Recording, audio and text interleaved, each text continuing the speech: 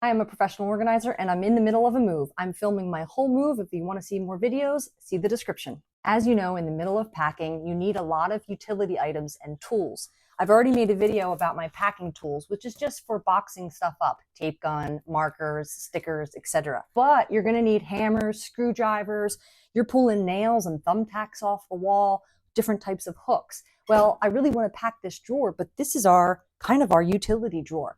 So what do? Sometimes, depending on the piece of furniture and what's inside the drawer, you can wrap that heavy-duty cling wrap around the piece of furniture without having to unpack it. But this drawer has lots of little things in it. So what am I going to do?